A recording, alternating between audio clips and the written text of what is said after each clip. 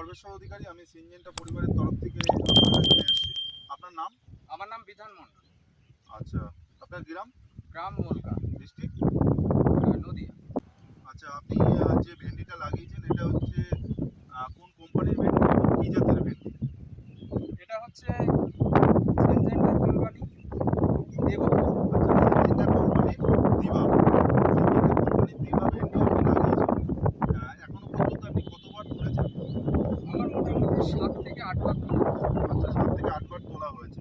তা আপনি এই যে 7 থেকে 8 বার যে তুলেছেন, 7 থেকে 8 বার তোলার পরে আপনি এখনো পর্যন্ত দিবা ভেন্ডির সম্পর্কে কি বুঝতে পারছেন?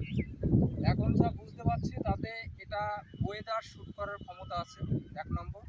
তাছাড়া যা গাছের পরিস্থিতি তাতে মাল অবশ্যই ভালো হবে, এটা আমার ধারণা।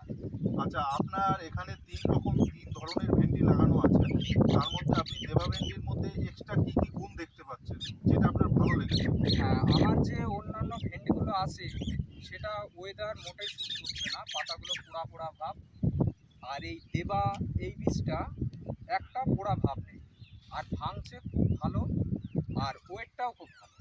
আচ্ছা, আপনি বলতে চাইছেন অন্য ভেন্ডির থেকে এর গাছটা খুব সুন্দর এবং তুলতে ভালো, ইজি পিকিং এবং কালারটাও খুব ভালো। আর বাজারে নিয়ে গেলে ভ্যান্ডার কেমন? হ্যাঁ, এই দেবা এই ভেন্ডিটা ব্যাপক টান আছে।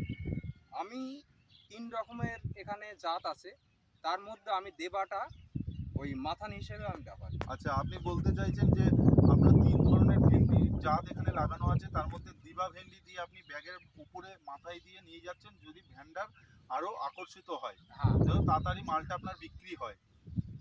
আর ভেন্ডিটার শেপ কেমন লাগছে আপনার দেখে? শেপটা খুব ভালো লাগছে। আর ফলের ওজন আপনি কি বলতে পারছেন? ওজন নিঃসন্দেহে